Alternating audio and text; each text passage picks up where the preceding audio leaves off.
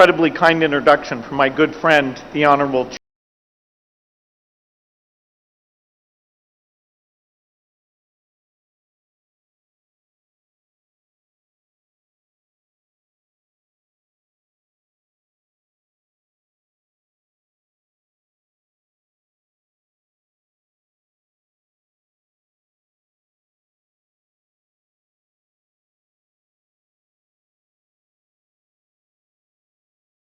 Bill gates Andhra Pradesh ఎందుకు వచ్చారు?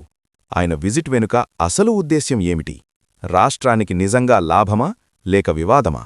ఈ వీడియోలో పూర్తి వివరాలు తెలుసుకుందాం. వీడియో మొత్తం చూసిన తర్వాత మీ అభిప్రాయం కామెంట్స్లో తప్పకుండా తెలియజేయండి. వీడియో మీకు నచ్చితే లైక్ చేసి మీ స్నేహితులతో షేర్ చేయండి. ఇలాంటి విశ్లేషణాత్మక వీడియోల కోసం మా ఛానల్ను సబ్స్క్రైబ్ చేయండి. నిన్న ప్రపంచ ప్రఖ్యాత టెక్నాలజీ దిగ్గజం బిల్ గేట్స్ ఆంధ్రప్రదేశ్కు వచ్చారు. ఆయన అమరావతిని సందర్శించి సచివాలయానికి వెళ్లారు. అలాగే సమీప ప్రాంతాల్లోని వ్యవసాయ క్షేత్రాలను కూడా పరిశీలించారు. అయితే ఆయన సందర్శనపై విమర్శలు కూడా వినిపించాయి. కొంతమంది ప్రశ్నించారు, బిల్ గేట్స్ రావడం వల్ల రాష్ట్రానికి ప్రయోజనమేమిటి? మైక్రోసాఫ్ట్ సెంటర్ను వైజాగ్ లేదా అమరావతిలో ఏర్పాటు చేయమని అడగలేరా? మరోవైపు ఇటీవల జెఫ్రీ ఎప్స్టీన్ ఫైల్స్లో బిల్ గేట్స్ పేరు వచ్చిన నేపథ్యంలో అటువంటి వ్యక్తికి ఆతిథ్యమివ్వడమేంటి అని కొందరు విమర్శించారు. వైసీపీ నాయకుడు సుధాకర్ బాబు ఆయన పర్యటనకు ఎంత ఖర్చయిందో వెల్లడించాలని డిమాండ్ చేశారు. ఇంకా కొందరు సోషల్ మీడియా వేదికగా రాష్ట్ర ప్రజల డేటాను ఆయనకు అప్పగిస్తున్నారని ఆరోపించారు. అయితే బిల్ గేట్స్ పర్యటనను ఎలా చూడాలి? ఆయన ఎందుకు వచ్చారు? రాష్ట్రానికి దానివల్ల కలిగే ప్రయోజనమేమిటి?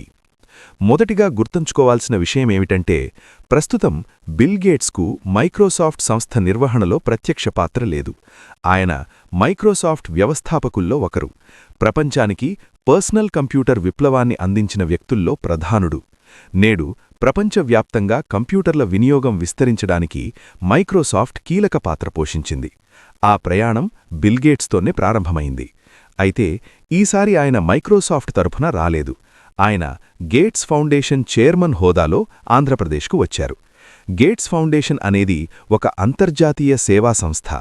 బిల్ గేట్స్ తన సంపాదించిన అపార సంపదలో పెద్ద భాగాన్ని ఈ ఫౌండేషన్కు విరాళంగా ఇచ్చారు. ప్రపంచంలోని 100కు పైగా దేశాల్లో ఆరోగ్యం, విద్య, వ్యవసాయం వంటి రంగాల్లో ఈ సంస్థ సేవా కార్యక్రమాలు నిర్వహిస్తోంది.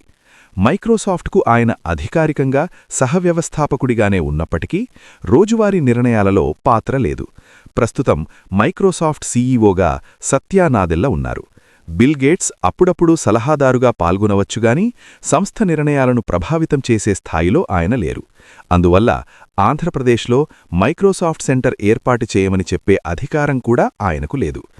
గేట్స్ ఫౌండేషన్కు ఆయన దాదాపు $80 బిలియన్ విరాళంగా ఇచ్చారు. ప్రతి సంవత్సరం సుమారు 8 నుండి 9 బిలియన్ డాలర్లను వివిధ దేశాల్లో సేవా కార్యక్రమాల కోసం ఖర్చు చేస్తున్నారు.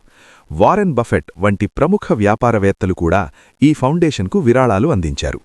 ప్రస్తుతం ఈ ఫౌండేషన్ ప్రధానంగా ఆరోగ్య రంగంపై దృష్టి పెట్టింది. ముఖ్యంగా డిజిటల్ హెల్త్ కేర్ మరియు ఆర్టిఫిషియల్ ఇంటెలిజెన్స్ సహాయంతో ఆరోగ్య సేవలను మెరుగుపరచడంపై కృషి చేస్తోంది. ఆ దిశగా ఆంధ్రప్రదేశ్లో సంజీవని అనే ప్రాజెక్టును కుప్పంలో పైలట్గా అమలు చేస్తున్నారు. ఈ ప్రాజెక్టు ద్వారా ప్రజల డిజిటల్ హెల్త్ ప్రొఫైల్స్ సృష్టిస్తారు. ఆ వివరాలను విశ్లేషించి వ్యాధి వచ్చాక చికిత్స చేయడం కాకుండా ముందుగానే నివారణ చర్యలు తీసుకోవడం లక్ష్యం. ఆర్టిఫిషియల్ ఇంటెలిజెన్స్ సహాయంతో భవిష్యత్తులో వచ్చే వ్యాధుల అవకాశాలను ముందుగానే అంచనా వేయగల సామర్థ్యం కల్పించడం ఈ ప్రాజెక్ట్ ముఖ్య ఉద్దేశ్యం.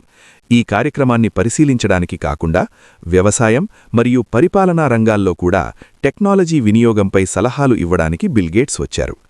బిల్ గేట్స్ మరియు చంద్రబాబు నాయుడు పరిచయం 1997 నుంచే ఉంది. 2016లో కూడా ఆయన విశాఖపట్నాన్ని సందర్శించారు. పాత పరిచయం ఉండటం వల్ల త్వరగా అమలు చేయగల ప్రాజెక్టుల కోసం ఆంధ్రప్రదేశ్ను ఆయన ప్రాధాన్యంగా భావించడం సహజం. ఇప్పుడు జెఫ్రీ ఎప్స్టీన్ వివాదం గురించి మాట్లాడితే, అమెరికాలో ఎప్స్టీన్పై అనేక ఆరోపణలు వచ్చాయి. అతనితో సంబంధాలున్న పలువురు ప్రముఖుల పేర్లు వెలుగులోకి వచ్చాయి. అందులో బిల్ గేట్స్ పేరు కూడా ప్రస్తావనకు వచ్చింది. అయితే ఇప్పటివరకు ఆయనపై నేరంగా ఎటువంటి కేసులు నమోదు కాలేదు. కేవలం పేరు ప్రస్తావన ఆధారంగా రాష్ట్ర ప్రభుత్వం ఆహ్వానం ఇవ్వకూడదని చెప్పడం అతిశయోక్తి అవుతుంది. పర్యటన ఖర్చు విషయానికొస్తే ఆయన స్వంత విమానంలో వచ్చారు. అమరావతిలో కొన్ని గంటలపాటు మాత్రమే ఉన్నారు. ప్రభుత్వ ఖజానాపై భారీ భారం పడినట్లు ఆధారాలు లేవు. డేటా భద్రతపై ఉన్న ఆందోళన విషయానికొస్తే నేడు మనం ఉపయోగించే ప్రతి టెక్నాలజీ వేదికలో డేటా సేకరణ సాధారణమే.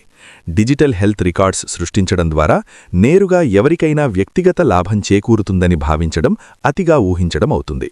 డేటా వినియోగం చట్టపరమైన నియమావళిలోనే ఉంటుంది. చివలిగా బిల్ గేట్స్ను ఆహ్వానించిన సందర్భంలో చంద్రబాబు నాయుడు చూపించిన ఉత్సాహం ప్రత్యేకంగా కనిపించింది. ప్రపంచస్థాయి విజయాలు సాధించిన వ్యక్తుల పట్ల ఆయనకున్న అభిమానం సహజమే. అది వ్యక్తిగత లాభం కోసం కాదు. అటువంటి విజయవంతుల అనుభవం రాష్ట్రానికి ఉపయోగపడాలని ఉన్న ఆకాంక్షగా చూడవచ్చు. మొత్తానికి బిల్ గేట్స్ పర్యటనను రాజకీయ కోణంలో కాకుండా టెక్నాలజీ మరియు అభివృద్ధి దృష్టికోణంలో చూడటం సముచితం. రాష్ట్రానికి ఉపయోగపడే అవకాశాలను వినియోగించుకోవడం ముఖ్యం. మీ అభిప్రాయాన్ని కామెంట్ రూపంలో తెలియచేయండి. లేటెస్ట్ న్యూస్ కోసం నేటి భారత్ ఛానల్ను లైక్ చేసి, షేర్ చేసి, సబ్స్క్రైబ్ చేయండి.